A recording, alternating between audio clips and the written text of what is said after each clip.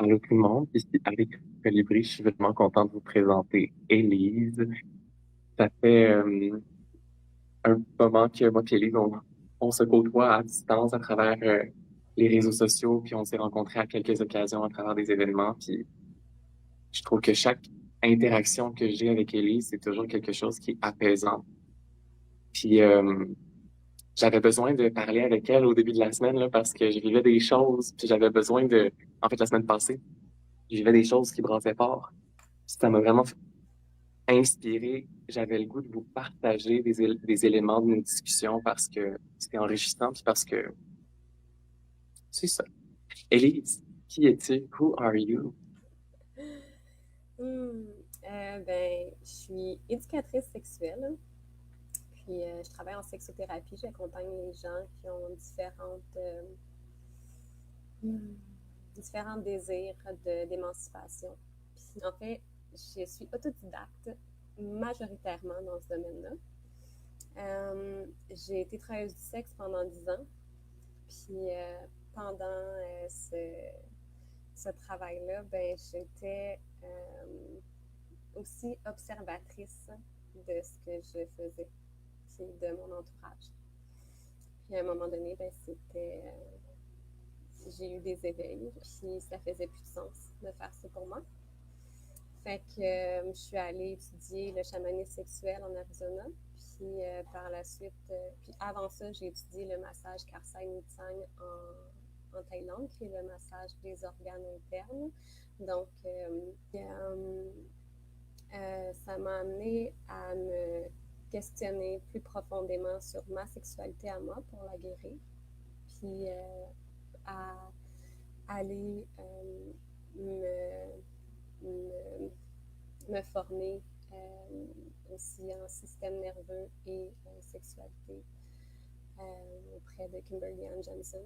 Puis le reste, c'est des expériences personnelles qui ont formé ma croissance. Mhm. Merveilleux. Merci. Je suis curieux de, je suis curieux de qu'est-ce qui t'a amené à créer aussi, tu sais, le collectif. Ah oui, oui, Oui. oui, c'est ça. En fait, j'ai contacté Harry pour qu'il facilite des ateliers cette année au rassemblement d'éducation sexe positif. Donc, c'est un contenant que le collectif Sexe Positif, dont je suis la présidente, tient à chaque année, sauf l'an dernier. J'ai pris une pause. On crée un contenant pour faire des expériences plus sécuritaires et de découvrir à travers ces expériences-là. Un contenant à l'extérieur, il n'y en a pas de comparable. Effectivement. Mhm. Est-ce que tu voudrais élaborer un peu justement sur le besoin qui était derrière la création de ces espaces-là? Je suis allée étudier le chamanisme sexuel.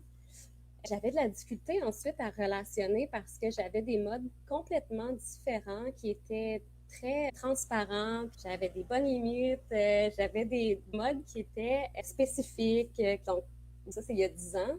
Donc, on parle de consentement appliqué en groupe, donc d'aller vraiment vivre dans une culture où le consentement est la norme. Fait que j'ai vécu pendant 2 ans dans une société où le consentement est la norme. Puis quand je suis revenue au Québec, j'ai fait comme oh my God, il y a un méga clash. J'avais de la difficulté à relationner. Puis je cherchais un papa pour fonder une famille, donc un père pour mes futurs enfants. Fait que j'ai choisi de fonder le Rassemblement Sexpositif pour rencontrer des gens qui auraient des intérêts similaires aux miens, puis qui avaient aussi un désir de supporter les prochaines générations avec les plus belles valeurs possibles d'humanité, d'empathie, de considération, d'intégrité, d'altérité. Fait que, voilà. Pour ça que je l'ai créé. Puis à travers ça, j'ai rencontré plein de beaux humains.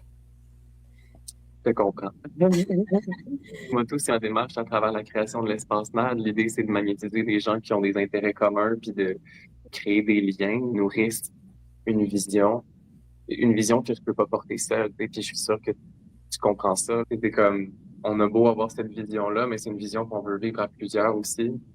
Ouais, Bodhisattva, qui a rencontré en lui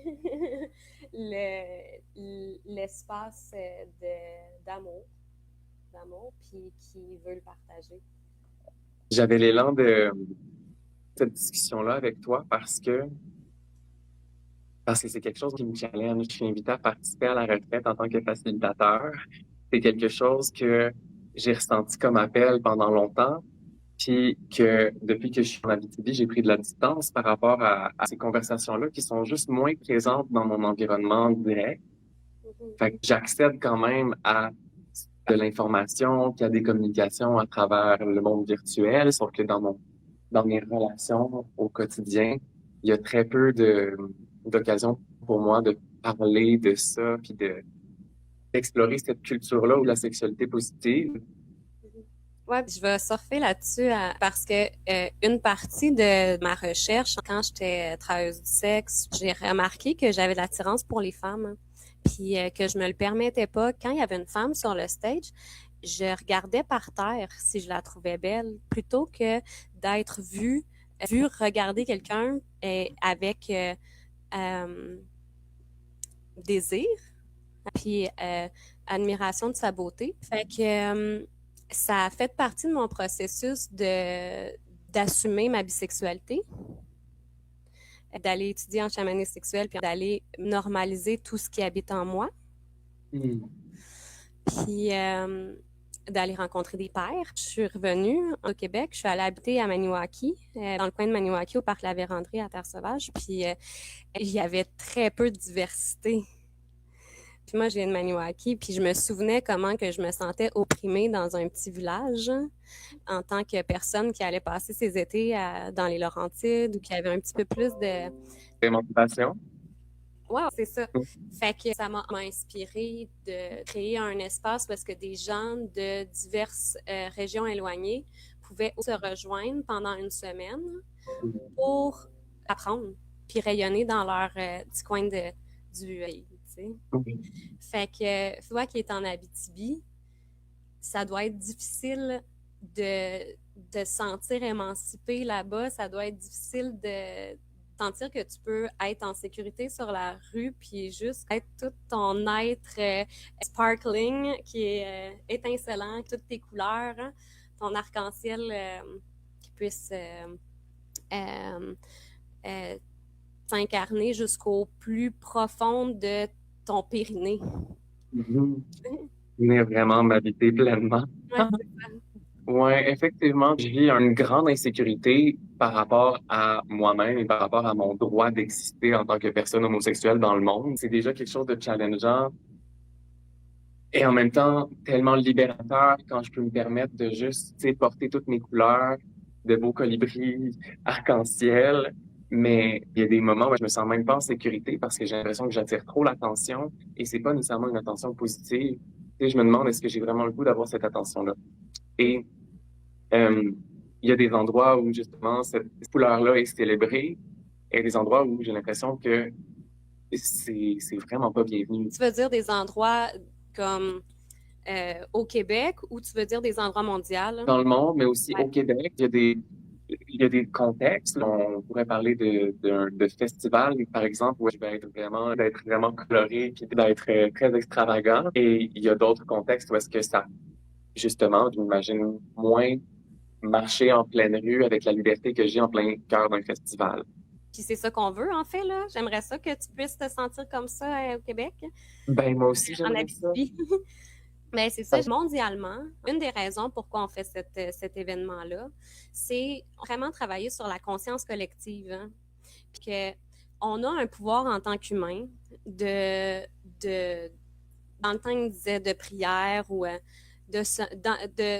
d'ensemencer collectif. Puis présentement, mondialement, il y a sur 8,3 billions d'humains, il y a pour 2,2 billions que c'est illégal encore d'être gay ou bisexuel OK, où c'est illégal, puis que la pénalité de mort est normalisée.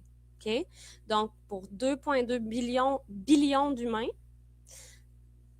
c'est illégal. Après ça, il y a pour 1,6 billion d'humains, c'est une zone floue, que on n'a pas le droit de parler de rien qui est LGBTQ, sinon on peut être emprisonné.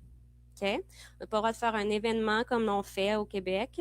On n'a pas le droit de parler de rien qui est en lien avec l'homosexualité, avec la transidentité ou avec la bisexualité. Okay? Donc, on peut être emprisonné. Et pour 3,3 billions d'humains, c'est une zone grise où c'est légal, mais le gouvernement ne va pas emprisonner les gens, mais ils n'auront pas de recours si leur patron les met à la porte, si ils ne se voient pas louer un appartement parce qu'ils sont gays, trans ou bi, ou peu importe, OK? Ils n'ont aucun recours.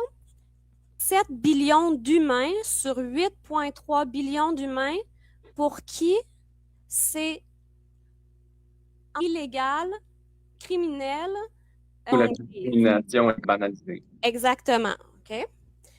Fait qu'il y a 1,2 billion d'humains où c'est légal, où le mariage du même sexe est légal, OK? Puis où il y a des recours. Est-ce que c'est normal que dans la conscience collective, en tant que personne bisexuelle, en tant que personne gay, on ait peur de marcher sur la rue encore en 2026?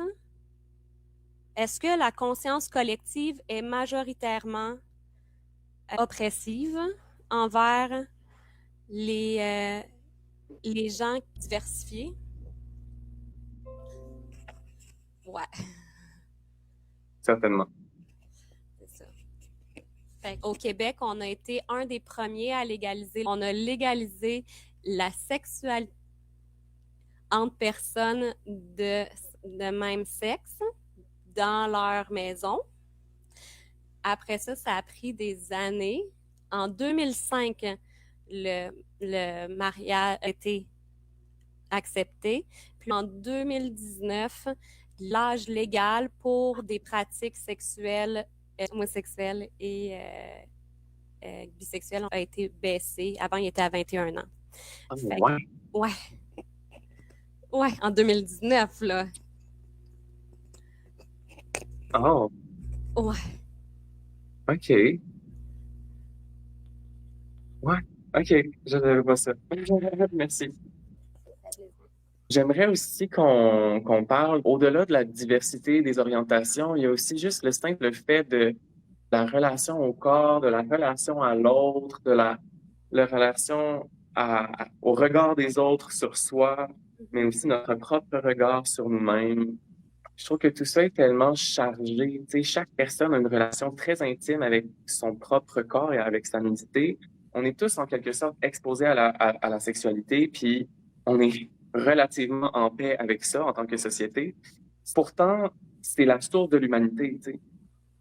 Ça continue d'être traité comme quelque chose de sale, alors que je trouve que le fait de traiter ça comme quelque chose de sale, c'est de jeter le bébé avec l'eau du bain, c'est de passer à côté de tout un discernement qui pourrait nous permettre d'apprendre à mieux le faire, à mieux le vivre, puis à mieux le transmettre aussi, mieux transmettre nos connaissances sur la sexualité pour que les générations futures s'épanouissent davantage, puis puissent vivre peut-être libre de peur, libre de honte, là où il ne devrait pas y avoir de honte ni de peur par rapport à des choses qui sont saines, tu sais. Oui, c'est ça, parce qu'en fait, on a internalisé beaucoup de croyances, entre autres dues à la religion, tu sais, au Québec, en christianisme. Puis, et il y a d'autres, ouais, c'est ça, d'autres religions. Fait qu'on a internalisé beaucoup, beaucoup de peur, beaucoup de croyances. Puis, entre autres, tu vas enseigner le yoga nu, tu sais. Puis, le yoga nu, l'idée de faciliter cet atelier-là, c'est de se permettre de ressentir les éléments sur notre peau comme quand on était comme on est né dans notre enveloppe innée, puis qu'on puisse se ressentir soit dans la nature, donc faire partie de la nature, hein, se rappeler qu'avant toutes ces croyances-là, ben on avait une liberté d'exister dans la nature, hein, sans conditionnement sociétal, puis que s'était pas réprimé, donc la sexualité ou la nudité n'était pas réprimée. Elle était normale, c'était la base, puis que les vêtements, c'était du plus, c'était de plus, donc la nudité, c'était la base, puis que en réprimant la sexualité ou la nudité, en cachant le corps, mais c'est là qu'on a créé des perversions. Parce que c'est secret, on ne doit pas en parler, on ne doit pas le voir. Quand l'enfant il grandit, il doit devenir prude, puis cacher son corps, hein, parce que quelqu'un pourra en abuser. What? Mais elle est à qui la responsabilité là-dedans? Elle est à l'adulte. Mm-hmm. À l'adulte d'être en maîtrise de ses pulsions sexuelles. Hein? Fait que c'est ça qu'on apprend au rassemblement d'éducation somatique à la sexualité, c'est d'être en maîtrise de nos pulsions sexuelles. Puis donc, dans ton atelier de Yoga Nu, c'est un début. C'est une entrée dans habiter son corps dans l'environnement. Est-ce que tu peux nous en parler, Harry? Ben oui. Ben, tu vois, c'est une des choses que je trouve tellement belle. Je vais faire un parallèle avec un type de soin que j'offre, que j'en parle pas publiquement, je l'annonce pas officiellement nulle part, tu sais. C'est quelque chose que j'offre un peu plus en privé parce que ça, tu sais, c'est un soin que j'ai encore des tabous avec moi-même par rapport à ça. C'est un soin rituel tantrique que j'offre exclusivement aux hommes. Puis, quand j'offre ce soin-là, des fois, je me sens comme si je deviens une sage-femme qui est en train d'accompagner un homme en train de s'accoucher lui-même. Tu sais, puis c'est comme à la fois de s'accoucher puis de redevenir un bébé, tu sais, puis de se détacher de la sexualisation de la nudité puis revenir dans la simple innocence du corps nu et de pouvoir célébrer inconditionnellement l'être dans sa nudité. Puis je trouve ça tellement beau quand j'offre ce soin-là. Et pour moi, c'est un peu cette même optique-là que je veux apporter dans le cours de Yoga Nu que je veux offrir. Tu sais, c'est cette idée de revenir à l'essence de « Hey, on est tous nés tout nus. Tout le monde est tout nu en dessous de son linge. On peut-tu arrêter de faire semblant pendant un instant? On peut-tu enlever toutes les filtres, puis les couches de masque, puis de maquillage, puis de toutes les choses, tu sais, qui sont merveilleuses, qui sont à célébrer aussi, mais que des fois, on en devient dépendant, tu sais. Mais qu'est-ce qui se passe si on enlève ça? Yeah, right. Hey, Harry, quand je te du sexe, là, j'avais les cheveux blonds platine, des extensions, j'avais des faux ongles, puis je ne pouvais pas sortir de chez moi sans mon maquillage. Okay? Tu me connais maintenant, là, je suis genre ébouriffée, les cheveux dans avec des petits. Puis ça a toujours été présent en moi, mais je le montrais pas parce que socialement, ce qui était acceptable, c'était le fake. C'était les couvertures de ma vulnérabilité d'humaine, de mon authenticité animale, mammifère. Hein? Puis c'était les artifices. Hein? Un peu pour se conformer. Oui, pour se conformer, c'est ça. Ah, mais à quoi? Oui. À des standards que quelqu'un a jugé qui étaient valides, qui étaient beaux, qui étaient... mais comme tout le reste aussi, c'est beau quand on entre dedans, un corps rond avec des beaux bourrelets qui dépassent. C'est tellement plaisant de se lever autour de ce corps-là. Puis quelqu'un qui est bien dans son corps, peu importe comment elle, ils sont, c'est ça qui est attirant, je trouve. Ouais, ouais. La confiance en soi, puis le simple fait tu sais, je trouve que, mettons, comme un toucher qui est confiant va être tellement plus agréable qu'un toucher qui est hésitant. Mm-hmm. Ben, de la même façon, je trouve que le, le corps est tellement plus beau quand la personne s'assume. Juste parce que la posture est différente, juste parce que la façon que la personne respire est différente, puis avec ou sans vêtements, c'est même pas une question de vêtements à un certain point, c'est juste la capacité qu'on a à prendre une posture assumée dans notre vie. Mm-hmm. Oui, puis par rapport au yoga, d'enlever des couches, mais c'est justement ça, quand ce qu'on a enregistré, c'est dans notre conscience collective, doit cacher notre corps, on doit masquer certaines choses. On a les cheveux frisés, on doit les aplatir. Puis quand on a enregistré ça, notre estime de nous est transformée par rapport à ça. Moi, je suis telle chose, donc je ne suis pas assez. Ce qu'on enregistre. Puis en allant être, que ce soit dans un de tes soins, être vu vulnérablement, la morphe qui coule sur le bord du nez parce que la personne a pleure, puis qu'elle soit enlacée, accueillie quand même, ou qu'elle soit appréciée, qu'elle soit aimée, mais qu'elle soit aimée au complet. Sans Ouais. condition. Oui, c'est ça. Ben, à part le respect, bon, mais généralement, fait que son apparence, ça change. Que ce soit dans un soin que tu apportes, que ce soit dans un cours de yoga, d'exister exister dans son corps, sécuritairement, avec d'autres autour, c'est vraiment guérissant. Il y a eu un moment où j'étais dans un éco-village au Mexique, puis je travaillais sur un chantier de construction. On construisait une maison pour un mètre de respiration, puis à un moment donné, on a commencé à faire les Naked Wednesdays sur le chantier. Fait que là, t'as comme une gang de personnes de partout dans le monde avec des bottes à cap, mais tout nus, à bâtir une maison. Tu sais, c'était incroyable, mais tu sais, c'était une nudité optionnelle. La personne était vraiment obligée d'être tout nu. Fait que selon le degré de confort de chacun, on avait la possibilité. Puis moi, je me voyais, tu sais, avec ma résistance, avec ma honte, avec ma culpabilité, les mécanismes de mon mental de comme, OK, j'ai-tu le droit, mais eux, ils ont le droit, mais comme, ils font, puis ils ont l'air bien, puis OK, c'est rien de sexuel, ça n'a pas l'air de dévier vers rien que j'ai pas le goût, ça reste normal et sain.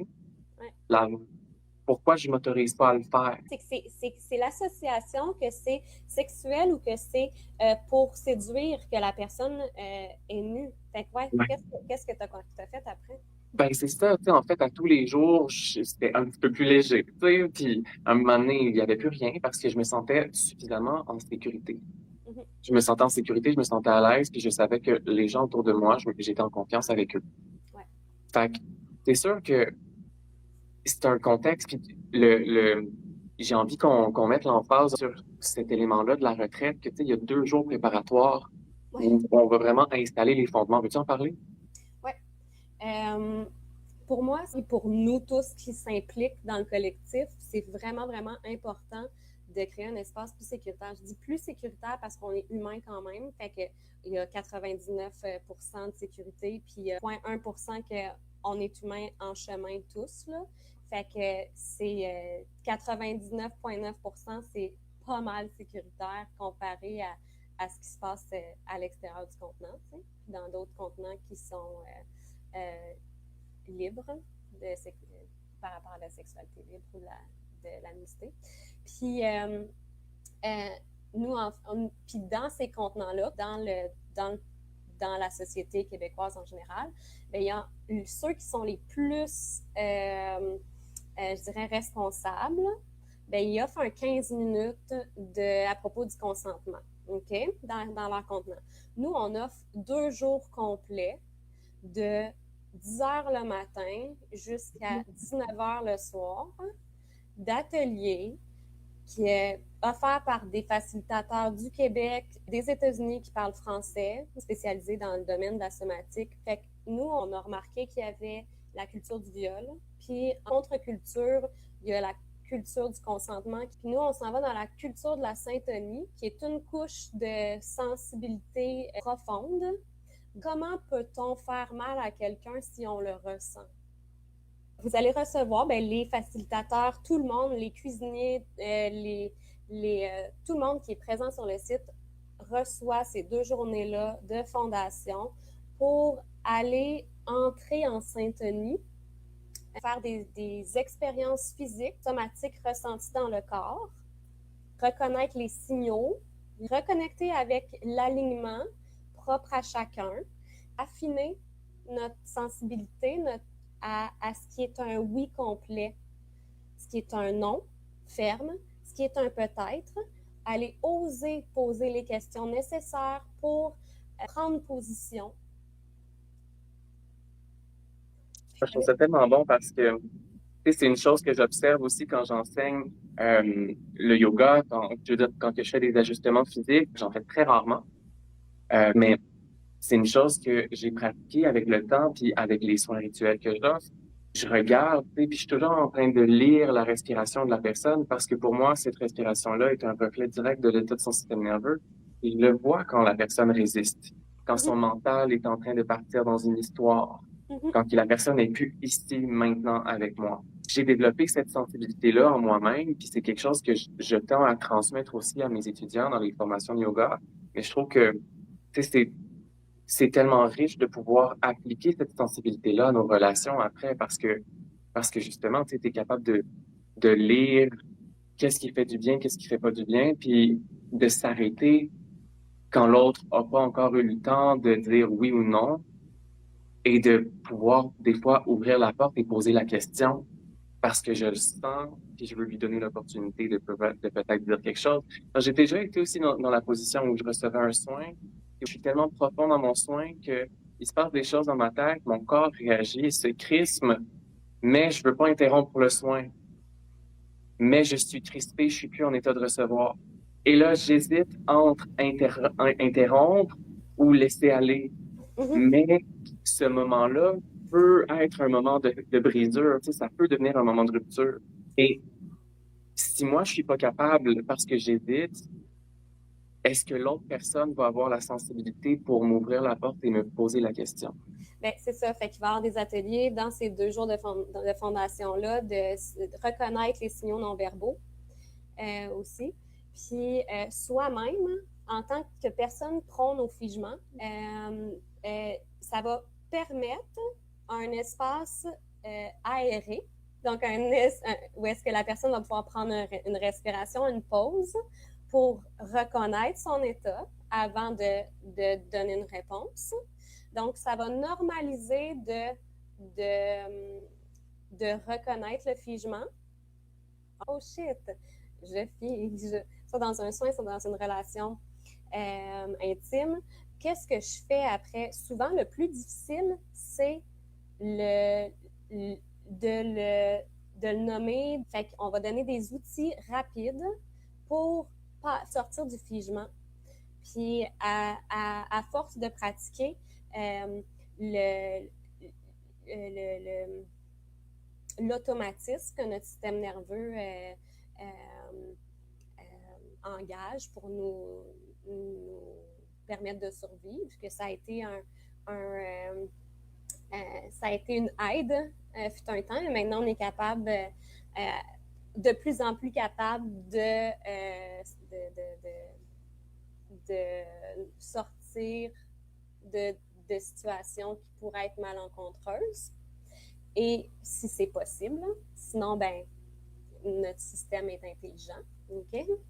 Et par là, je veux dire que on peut reconnaître que le mécanisme s'enclenche, puis se poser la question, est-ce que je suis réellement en danger? Oui. Fait qu'on va avoir, les participants vont avoir plein d'activités qui vont donner l'opportunité de sortir des mécanismes de défense.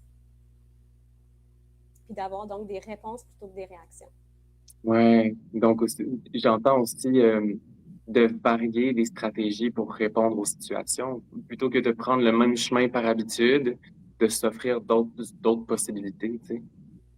Ben oui, c'est inconscient que notre système s'en va là. Puis, et notre corps nous montre des signaux. Fait que c'est d'aller ressentir les signaux. Ouais. J'ai C'est l'impression aussi, tu sais, c'est d'une situation qui pourrait aller là, puis d'en discuter, bien sûr. ouais. J'ai l'impression parce que ça peut tellement devenir une tendance aussi qu'on peut avoir. Moi, je sais que j'ai une tendance des fois à répondre, non pas pour moi, mais répondre tu sais, répondre pas en me calibrant sur ce que mon corps me dit, mais répondre en me calibrant sur ce que je pense que l'autre veut entendre. Son people pleaser. Ah, my God. Ah, shit. Fait que ouais, je pense que ça aussi, tu sais, j'anticipe que ça fait partie du travail aussi de revenir, de s'entraîner à se recalibrer sur soi pour trouver la réponse, tu sais. C'est Puis, exactement ça, toute la ouais. semaine. Ah, c'est bon. My God. OK. C'est tellement beau. Je trouve ça tellement riche. Puis, tu sais, je suis content qu'on ait l'opportunité d'avoir ça au Québec. J'aimerais tellement ça qu'il y en ait plus. Puis, je trouve ça plate que la discussion. Moi, j'ai l'impression que dans mon environnement proche, tu sais, dans la culture populaire de la BTB, que je connais pas tant que ça finalement, tu sais, que ça reste quelque chose de tellement tabou. Puis, c'est comme une culture très masculine avec beaucoup de machinerie, puis beaucoup de gros tracteurs, puis les mines, puis tout. Hmm. Mais D'extraction puis de consommation. ouais, sauf que pour moi, il y a quelque chose de vraiment très hypocrite à travers ça parce que ça se présente comme très masculin, très macho et tout. Et en même temps, quand, tu sais, moi, ma réalité, c'est que ce que je vois, c'est sur les applications de rencontres, c'est tellement de personnes qui ne montrent pas leur visage et qui restent un peu comme, tu sais, ça, qui ne sont pas libres d'être pleinement qui ils sont. Non, mais c'est ça, c'est des masques. Puis ces masques-là, ben, c'est les mécanismes de défense qui les mettent. Ben, c'est le corps qui les met pour survivre. Fait que de normaliser soi-même, de devenir un humain sécuritaire pour les autres, ça permet aux autres de se montrer selon leur vrai jour. Puis c'est là qu'on découvre, c'est là que tu découvres la vulnérabilité des gens qui t'entourent, puis leur vraie couleur, comme tu dis. Tu sais, tu dis, Ouais. ah, ben sur le site de rencontre, je vois telle chose. Puis finalement, quand je les rencontre, ils sont vraiment plus doux ou ils ont une profondeur. Le patriarcat a fait dommage aux femmes, oui, qui se Mais sont aussi aux émancipées hommes. grâce au féminisme. Puis les hommes, ils sont là aussi, puis ils ont envie de connecter avec leur sensibilité parce que en déconnectant de leurs émotions, ils se déconnectent aussi de la terre, ils se déconnectent de l'abondance. L'abondance de connexion, l'abondance de richesse qui est déjà offerte puis qui est partagée entre toutes les espèces. Il va avoir une peur du manque devenir présente parce qu'il y a une déconnexion, reconnecter les uns aux autres, voir l'abondance qui est toujours là. Puis c'est à nous de se mettre en position de réception puis de don. Et de réception de l'autre, d'accueil, en position d'accueil, De puis réciprocité, en fait. de réciprocité, exactement. Il y a comme une époque de hiérarchie puis de power over constamment. J'ai l'impression que c'est de là qu'on arrive. Et j'ose espérer qu'on s'en va vers un espace plus d'égal à égal, de relations plus dans la réciprocité, dans la relation circulaire plutôt que la relation pyramidale de haut en bas. Avec ça, mais c'est à nous de créer. Faut pas attendre que ça vienne. C'est à nous de naturellement remarquer nos dynamiques de pouvoir. Donc, dans les premiers jours, il va y avoir notre relation au pouvoir. Puis, c'est quoi nos dynamiques de pouvoir? Puis, dans nos dynamiques de pouvoir, quand on les remarque, est-ce qu'on peut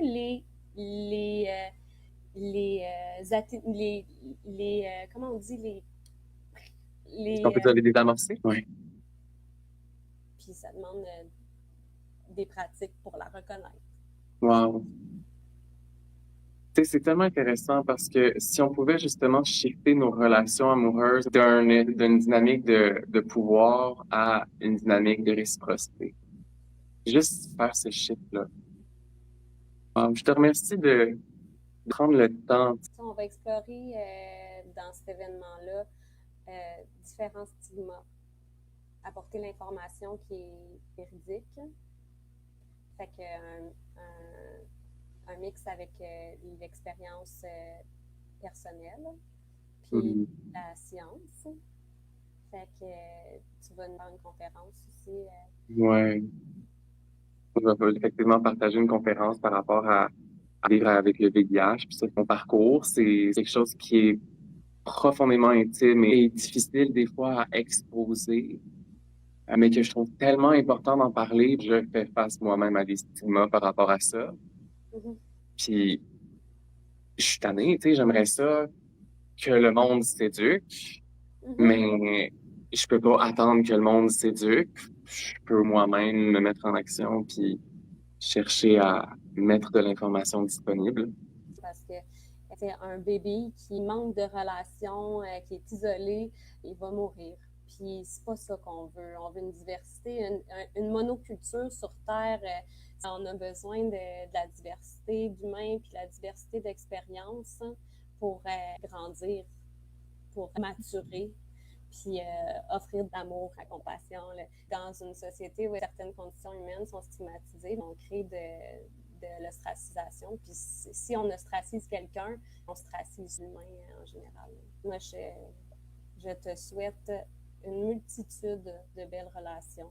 Oh, merci. Ce que je veux surtout, c'est que le monde réalise que c'est pas si pire. Je sais pas si on réalise à quel point ça peut être blessant.